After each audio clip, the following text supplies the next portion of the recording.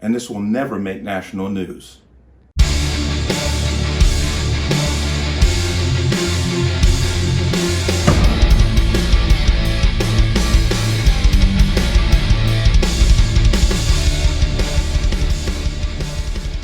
Welcome to Connecticut Gun Bench. Today's video is brought to you by P.A.N. Firearms, LLC. P.A.N. Firearms for your NRA certification and multifaceted gun training.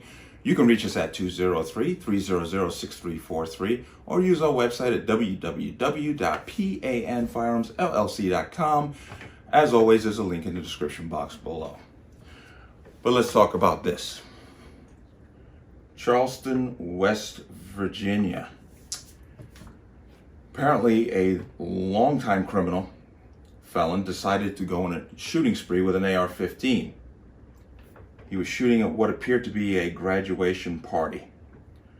And a woman who was present, who was a legit gun owner and had a carry permit, the whole shebang, pulled out her gun and shot and killed him. Now, I mean, it was well done. But here is a news article, and got this, where is that? Here we go. So let's watch this there just to give context. And first at noon, we continue our coverage on a shooting that happened at a graduation birthday party last night at the Vista View apartment complex here in Charleston. Police say 37-year-old Dennis Butler showed up with an AR-15 and started shooting. Now, what police say could have been a mass casualty event was stopped by a bystander. Eyewitness News reporter Ava Rash has been covering the latest developments for us all morning. And Ava, it sounds like that woman was in the right place at the right time. Lauren, you are exactly right. Police say that she was legally carrying a concealed pistol. She shot Butler multiple times, stopping him from shooting dozens of people, including children. Now, whenever I spoke to police this morning, they told me that he was approached early on in the night for speeding throughout that area near the party. Investigators say he then left, came back about 30 minutes later, parked in front of the 1300 complex, got into the back seat of his car where that AR-15 was, and began firing into the crowd. That woman took action, shot and killed Butler. Now, Lieutenant Tony Hazlett says no one was injured and that this woman did the right thing. This lady was carrying a lawful firearm, okay? A law-abiding citizen who stopped the threat of probably 20 to 30 people being killed. She engaged the threat and stopped it. She didn't run from the threat, she engaged it, preventing a mass casualty here in Charleston. Now, this is a picture from 2018 of Butler from a previous arrest. Police say Butler had an extensive criminal history. They still are not exactly sure how he got that gun. Now, all witnesses and the woman are cooperating with police, and as of right now, no charges are being brought against that woman. For now, reporting at police headquarters, Ava Rash, Eyewitness News. Now you saw that, you heard that. Now I got this back up here from the Daily Wire. Title: Man fires multiple shots at party, woman yanks out gun, shoots him to death. Miraculously, no one was injured as the woman saved everyone. And as I said, this will remain a local story. It will never go national. Now I'll talk about that after, but here we go. One intrepid woman who was a bystander near an area where a party was being held in West Virginia took matters into her own hands when a man pulled out an AR-15 style rifle and began shooting at partygoers, according to police. The woman yanked out a pistol, shot the man to death. Quote, instead of running from the threat, she engaged with the threat and saved several lives last night, Chief of Detectives Tony Hazlett stated. He added that woman would not be charged. I'm not sure what you could charge her with.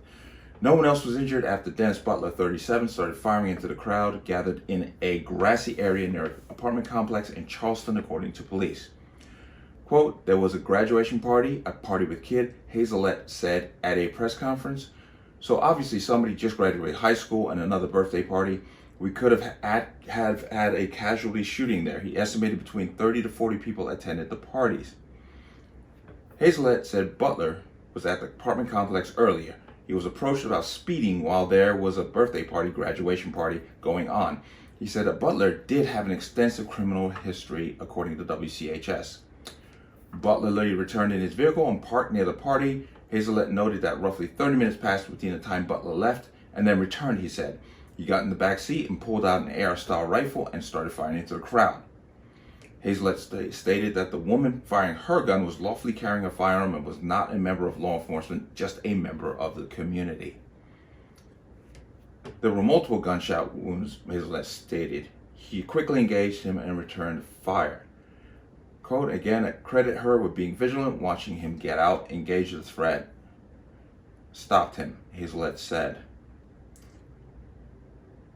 Gesturing to the map of the area of the shooting, Hazelet stated, if you see anything in this area, feel free to call. There's no charge for calling 911. That's what we're here to do. We're here to respond to calls, to take calls. I'd rather it be a false call than a real call.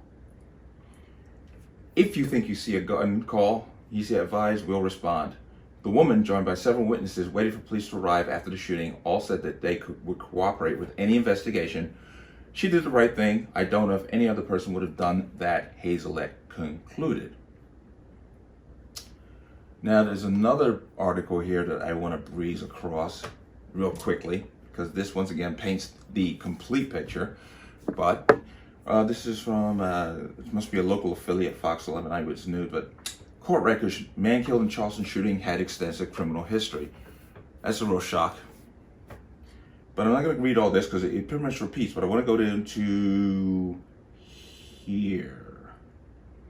Right there. Court records indicate as a convicted felon, Butler was not entitled to own any guns, but yet he had one. He was also wanted by deputies on a misdemeanor charge of transferring and receiving stolen goods from earlier this year. Kanawha Magistrate Court records show some 20 arrests for local charges. Butler was a convicted felon and a frequent flyer at the Kanawha County Judicial Annex when it came to getting arrested. Often those charges were dismissed when witnesses failed to show up. I wonder why. But in 2016, Butler faced unlawful and malicious wounding charges after a woman was shot in Charleston's East Side. A felon with a firearm was charged with linked by court documents to family and child neglect and abuse convictions in Pennsylvania. Okay. No need to really go any further than that, but there you go. That paints a picture of the person that she shot. This kind of situation happens more than you hear about and more than is reported. But this will never be national news because it doesn't fit the narrative. She will never. Now, they didn't name her. Like, I imagine that's for her own safety. They didn't name who the person was, the woman who shot shot the criminal. Her name's is unknown. Once again, probably to protect her. But this person has extensive criminal history. He was speeding through the complex. He was told not to do that. He leaves a half hour later, comes back with a rifle and just starts shooting at people. We don't need people like this on the streets. And he should have been locked up a few times over, but our little justice system here just kept dropping the ball on him. But to get to the meat and potatoes of this story is not going anywhere. It'll be a local news story. No one would invite her to the White House.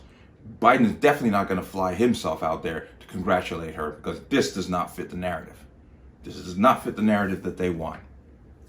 But I say this to her, good job, because as you heard from the news report, he was struck multiple times. She was on point. She courageous. She stood in there and she exchanged gunfire and she won. Good for her. Good for her. Everyone who has a firearm should definitely know how to use it properly. She obviously was definitely well trained because he was shot multiple times, which means she pulled that trigger. She struck him more than once. And quite honestly, another detriment to society is gone. You don't want to kind of devalue life like that, but this guy is no good.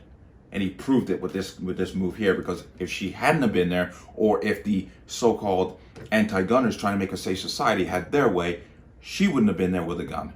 And there definitely would have been casualties. But she, things being fair and equal, she did a good job. And God bless her. But let me know what you think. As always, you can leave your comments in the comment section below. And as always, Any comments of violence or statements that lead to violence will be removed. Please like, share, and subscribe. Don't forget to hit the notification bell so you get notified the next time a video goes live. And I will see you on the next one. Peace.